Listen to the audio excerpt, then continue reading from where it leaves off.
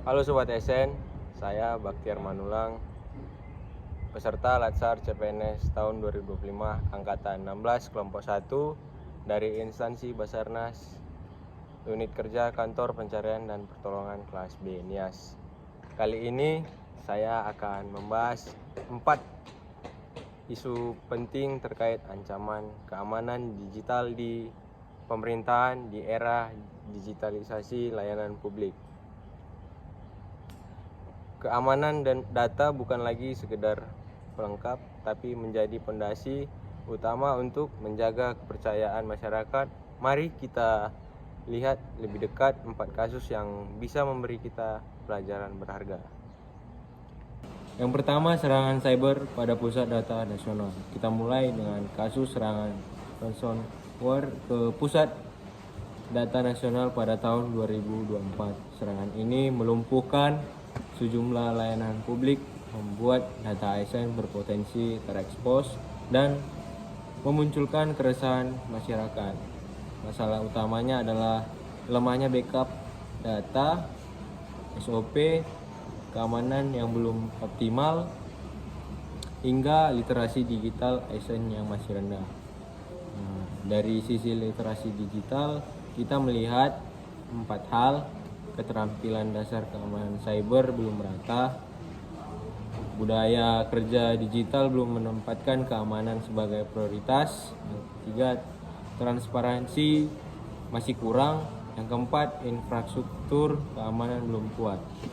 Kasus ini memberi pesan jelas, transformasi digital tidak bisa berjalan tanpa keamanan digital yang serius.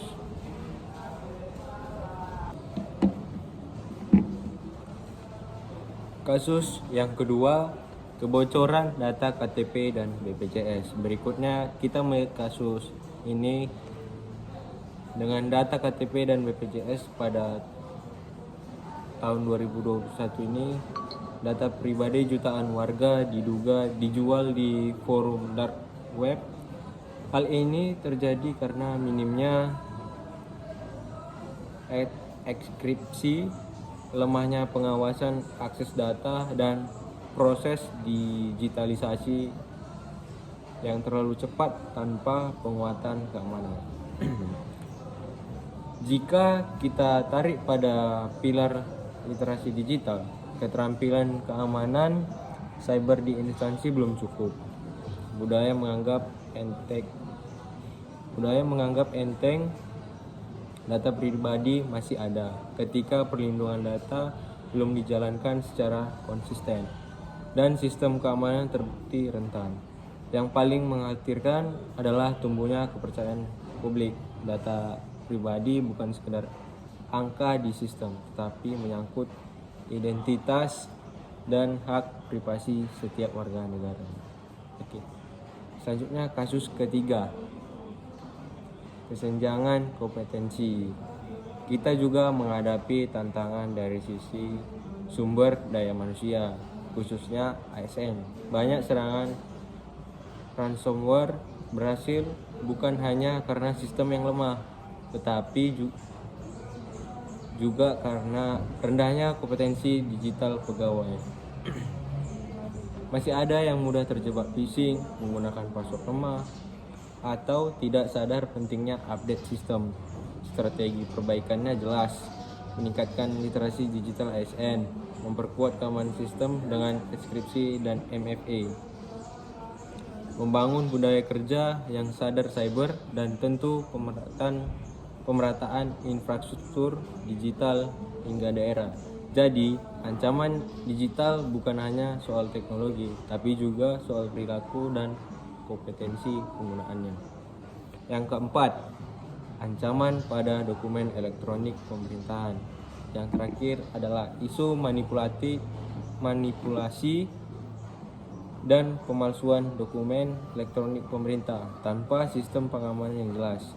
Dokumen digital bisa dipalsukan, disalahgunakan, bahkan dipertanyakan legalitasnya. Solusinya adalah penggunaan tanda tangan elektronik bersertifikat, enkripsi, serta SOP yang baku.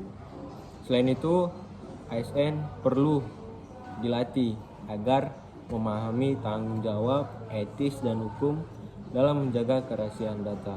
Dengan begitu, dokumen digital tidak hanya cepat dan efisien, tapi juga aman dan sah secara hukum. Kesimpulannya, dari keempat isu ini kita bisa simpulkan pemerintahan membawa banyak manfaat, tapi juga membuka peluang ancaman baru. Jawabannya ada pada 4 pilar literasi digital: kecakapan, budaya, etika, dan keamanan.